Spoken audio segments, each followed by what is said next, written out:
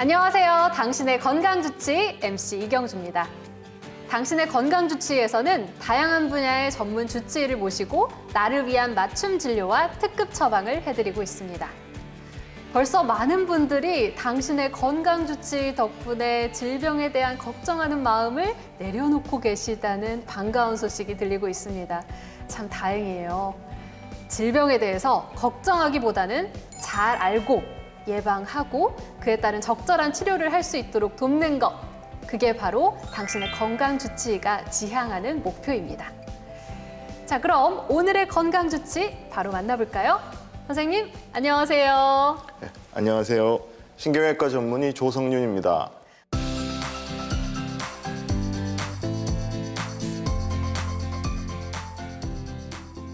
주치의님, 오늘 주치의의 진단은 무엇인가요? 네, 오늘 주치의의 진단은 뇌출혈입니다.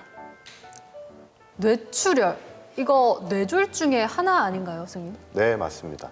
뇌졸중은 뇌경색과 뇌출혈로 나뉘는데요. 그중에서 뇌출혈은 출혈성 뇌졸중이라고도 불리우죠. 네, 흔히들 말하는 중풍의 일종입니다. 사람들이 가장 무서워하는 질환 중 하나인데요. 그렇죠. 그래서 그런지 이 뇌출혈에 대해서는 정말 두려운 소문들이 정말 많은 것 같아요. 그래서 몇 가지 확인을 한번 해보겠습니다. 네. 선생님께서 진짠지 가짠지 속 시원하게 답변 부탁드릴게요. 네. 뇌출혈에 대한 궁금증 자세히 확인해 보겠습니다.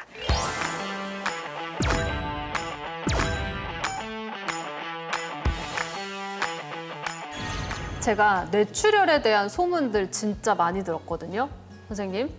그중에서 뇌출혈은 예방할 수 없다. 진실인가요, 거짓인가요? 거짓입니다. 예방할 수 있군요. 네, 사실 뇌출혈은 예방할 수 있는 부분이 많습니다. 정기적인 진료를 해서 조기에 발견하면 뇌출혈의 주요한 원인인 고혈압, 당뇨, 고지혈증 등을 관리를 할 수가 있고요.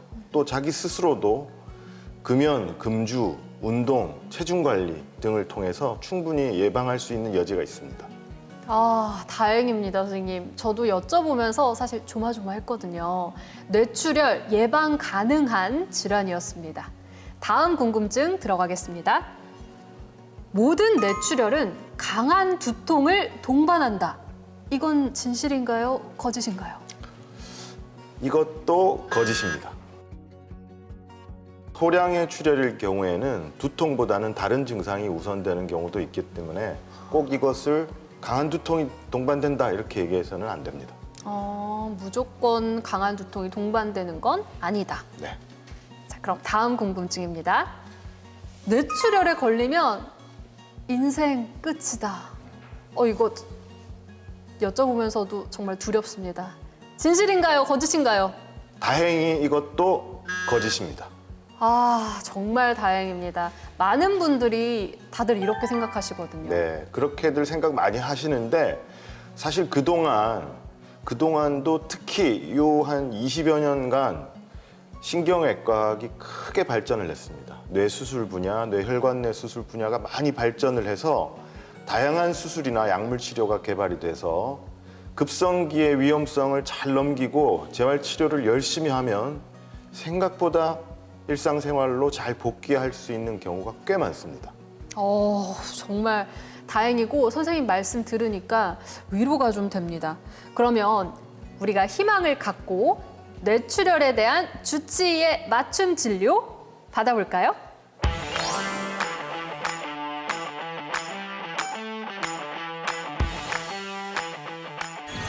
건강주치의님, 뇌출혈은 도대체 어떤 원인으로 인해서 생기는 건가요?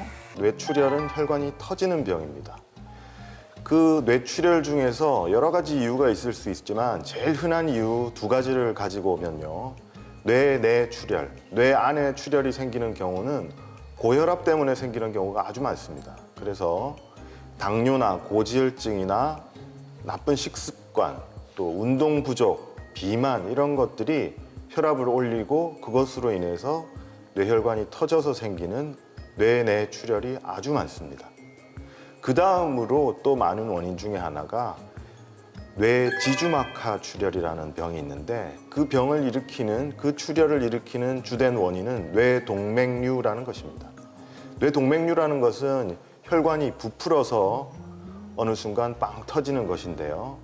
그 이외에도 태어날 때부터 뇌동정맥 기형이라고 혈관 자체가 잘못 만들어진 채로 태어나는 경우가 있는데 이런 것도 원인이 될 수 있습니다.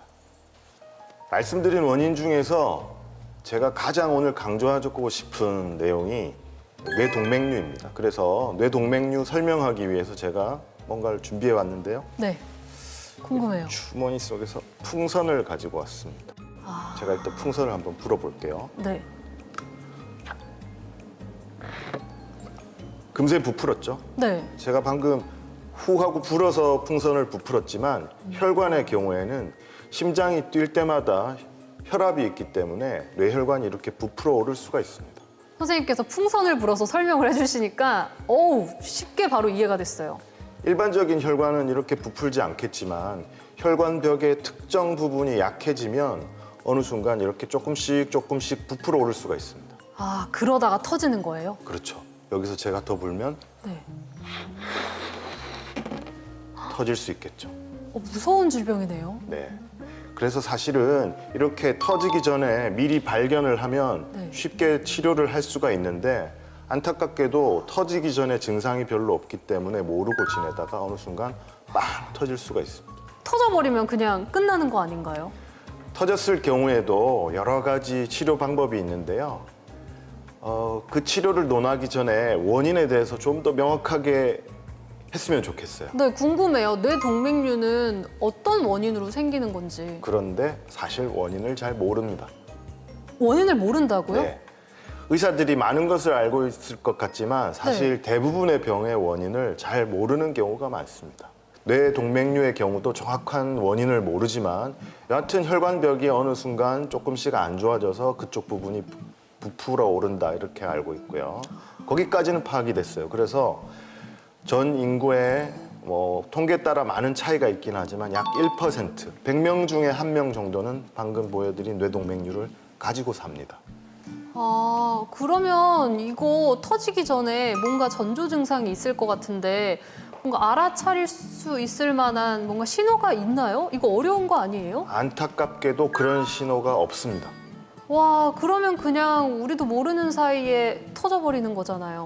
다행히 요즘은 검사 기법이 여러 가지가 발달을 해서 미리 검진을 하면 내 머릿속에 혈관이 괜찮은지 뇌동맥류가 있는지 이런 것들을 충분히 파악할 수가 있습니다. 그래서 어떤 의사들은 이 뇌동맥류 검사를 국가건강검진에 포함시켜야 되는 거 아니냐 이런 얘기조차 나오고 있습니다. 와, 그거 정말 좋은 아이디어네요, 선생님. 국가건강검진에 뇌검사 꼭 포함되면 정말 좋겠습니다. 그럼 우리가 뇌동맥류, 뇌출혈 미리 예방할 수 있는 거 아닌가요? 그렇죠. 뇌동맥류의 경우는 미리 검사만 하면 충분히 예방할 수가 있고 터지기 전에 뇌동맥류가 발견되면 터지고 난 뒤의 치료보다도 훨씬 치료가 쉽고 또 예후가 좋습니다. 아, 예방할 수 있다라는 말 자체만으로도 안심이 됩니다. 그럼 뇌출혈의 증상은 혹시 어떻게 나타나나요? 뇌출혈, 두통, 아까 제가 거짓이라고 했습니다마는 상당수의 경우는 심한 두통을 동반하는 게 맞습니다. 그렇지만 꼭 두통이 있는 건 아니고요. 어지럽다거나 어떤 경우는 한쪽 팔다리가 마비가 된다거나 말이 잘 안 나온다거나 심한 경우에는 발작을 하는 경우도 있고요. 의식이 처지거나 아니면 구토한다거나 호흡 곤란이 생긴다거나 여러 가지 뇌기능 저하로 나타날 수가 있습니다. 막 듣기만 해도 아찔한데요. 그럼 이런 증상이 나타나면 빨리 병원을 가야 되는 거 아닌가요? 보통 뇌출혈을 하면 골든타임이라는 말을 아주 많이 쓰거든요. 네. 그런데 사실 골든타임이라고 해서 몇 시간, 몇 분 이렇게 딱 정해진 건 없습니다. 사실 뇌졸중 관련해서 골든타임 이야기가 나오는 것은 네. 혈관이 막혔을 때 그 주사약을 쓸 수 있는 시간, 몇 시간 이런 것들이 알려져서 그 시간이 골든타임이라고 그렇게 알려지는 경우가 많았는데요. 사실은 뇌출혈의 경우에는 빨리 오면 좋긴 하지만 몇 시간이라고 딱 정해져 있고 그 이후로는 치료가 안 된다 이런 개념은 아닙니다. 원인이나 상태에 따라서 다양한 치료 방법이 있고 또 거기에 따라서 각각의 골든타임도 다르다고 할 수 있겠습니다. 네, 이 골든타임에 맞춰서 빠르게 병원을 갔어요. 그럼 이럴 때는 어떤 진료가 이루어지나요? 네, 응급실로 가게 되겠죠. 네. 응급실로 가면 가장 먼저 하는 검사가 CT 검사입니다. 뇌 CT 검사를 하면 뇌출혈의 여부를 확실히 알 수가 있고요. 만약에 CT에서 뇌출혈이 아니다 그러면 또 다른 검사를 할 수 있겠지만 CT에서 출혈이 관찰이 되면 출혈의 종류에 따라서 뇌 내 출혈인지 아니면 뇌 지주막하 출혈인지에 따라서 또 치료가 바뀌겠죠. 뇌 지주막하 출혈의 경우에는 동맥류가 원인이라고 했으니까 동맥류를 볼 수 있는 CT 검사, 혈관이 보이는 뇌 CT 검사를 추가로 할 수도 있습니다. 우선은 병원에 가서 첫 번째로 이루어지는 게 CT 검사를 통해서 뇌 혈관이 막힌 건지 터진 건지를 확인을 한다라는 말씀이시네요. 맞습니다. 자, 그럼 뇌출혈에 대한 주치의의 특급 처방 내려주시죠.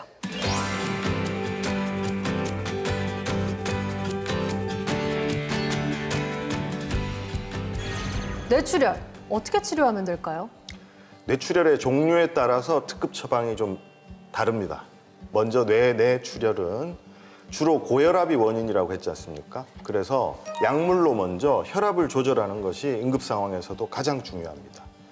혈압을 조절해서 재출혈이 되는 피가 더 많이 나는 상황을 좀 막아줘야 되고요.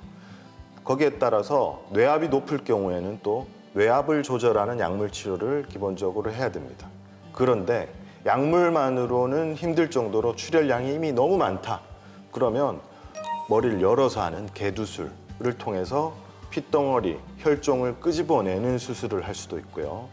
또 그 정도는 아니다. 그러면은 두개골에 구멍만 뚫어서 그 구멍 안으로 얇은 관을 넣고 그 관을 통해서 피가 흘러나오도록 하는 비교적 간단한 수술을 할 수도 있습니다. 뇌 지주막하 출혈의 경우에는 뇌동맥류가 원인이었으니까요.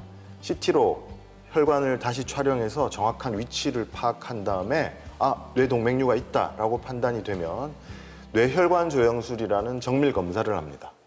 그 검사를 해서 어떻게 치료할 것인지 방법을 선택하게 됩니다.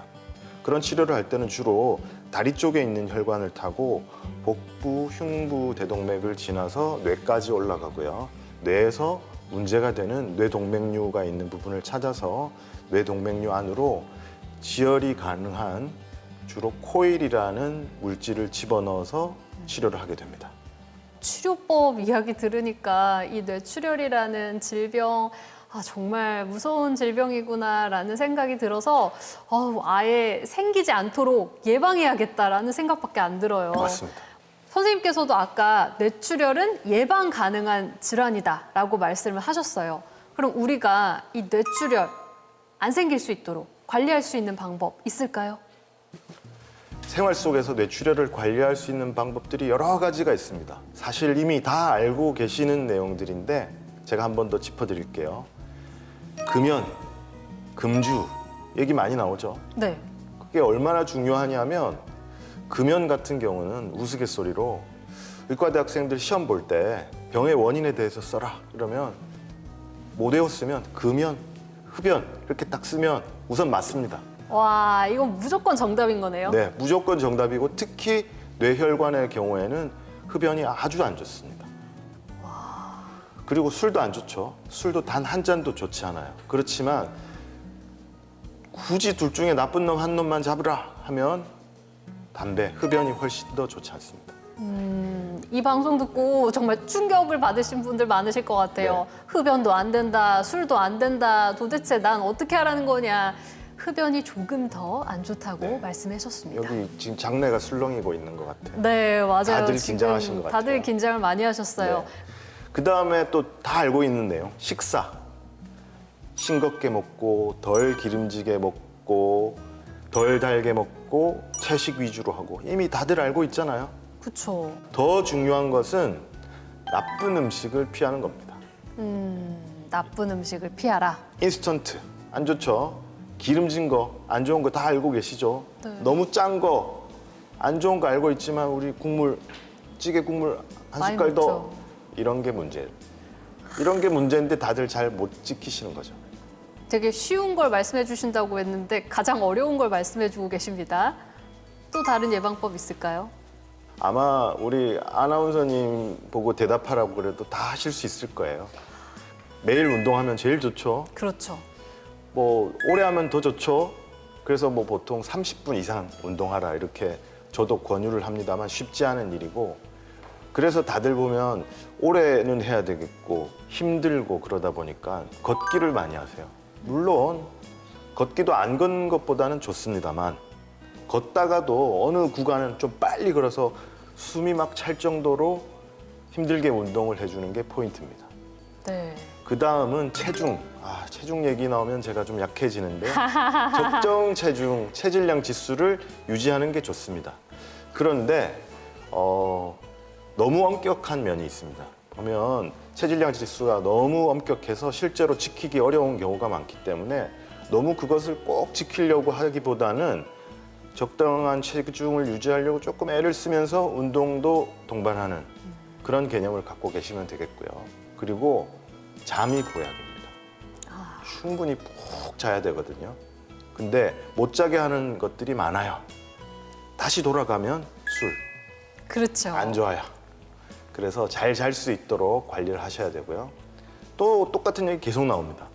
혈압 관리, 혈당 관리, 고지혈증, 콜레스테롤을 주기적으로 관리하라. 와, 너무 많은 거 아니에요, 선생님? 그러려면 어떻게 하면 될까요? 저한테 오시면 됩니다. 의사와 친해지셔야 되고 미리미리 관리를 하셔야 됩니다. 또 기온 변화도 좋지가 않아요. 너무 춥거나 더운 날 문제가 많이 생기거든요. 그런데 또 일부러 그런 걸 만들 때가 있어요. 사우나. 사우나에서 지나치게 덥게 만들고 지나치게 땀을 빼면 탈수가 되면서 오히려 더 위험합니다. 아니, 사우나가 혈액순환에 좋은 걸로 알고 있거든요. 그래서 많이들 나 혈액순환 하러 가야지 하면서 사우나들 자주 가시잖아요. 과유불급. 지나치면 좋지 않습니다. 그리고 혈관이 이미 안 좋다, 뭔가 문제가 있다라고 이야기를 들으신 분들은 가능하면 사우나는 피하는 게 좋고, 그건 목욕탕 사장님도 다 알고 있습니다. 사우나 앞에 가면 다 붙여놨습니다. 근데 꼭 말 안 듣고 들어가셔서 목욕탕에서 사고가 나서 뇌출혈이 생겨서 실려오는 분들이 가끔 있습니다. 안타깝죠. 피하셔야 됩니다. 네. 그 다음에 갑자기 힘주거나 무거운 물건을 갑자기 드는 이런 행위도 좋지가 않습니다. 그래서 뇌출혈로 실려오시는 분들 보면 어떤 상황이었냐?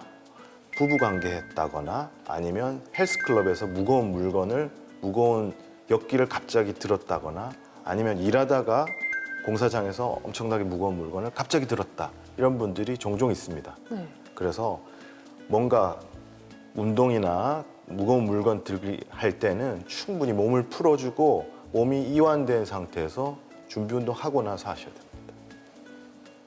네. 선생님께서 하나하나 콕콕 집어서 설명을 해주시니까 머릿속에 정리가 쫙 됩니다. 아마 이미 알고 계신 내용들이 많으실 거예요. 시청자분들도 머릿속에 정리가 좀 되셨나요? 자, 지금 말씀해주신 내용들 머릿속에 잘 담아두셨다가 실생활에서 실천할 수 있는 뇌출혈 예방법 꼭 활용하시면 좋겠습니다. 뇌출혈은 걱정보다는 여러분의 실천이 가장 중요합니다. 아시겠죠? 자, 그렇다면 이제 마지막으로 우리 시청자분들께 당신의 건강주치에서 전해주고 싶은 말씀이 있다면 부탁드릴게요. 저 오늘 특별한 얘기 안 한 것 같은데 벌써 마지막인가요? 시간이 너무 빨리 갔죠? 네. 그만큼 뇌출혈 예방은 쉽고요. 마음만 먹으면 누구나 할 수 있습니다. 그런데 다들 마음이 약해지잖아요. 그때는 뇌출혈이 생기면 어떻게 될 것이다. 다들 알고 있잖아요. 뇌출혈에 후유증이 생겼을 때 걱정을 하지 마시고 그런 생각이 들었을 때 독한 마음을 먹고 나쁜 거 피하고 좋은 거 위주로 조금씩 더 하시고 그 다음에 건강에 조금 더 신경 쓰고 미리미리 병원 찾고 그러면 충분히 뇌출혈을 예방할 수가 있습니다. 의사가 해줄 수 있는 건 아주 작은 부분이고요. 본인 스스로 예방하는 게 훨씬 많고 중요합니다. 이런 거 미리미리 챙기셔서 뇌출혈 피하시고 오래오래 건강하게 지내셨으면 좋겠습니다. 선생님, 오늘 말씀 너무너무 감사합니다. 너무 많은 도움이 됐어요. 건강 염려하지 마세요. 당신의 건강 주치의가 함께합니다. 감사합니다.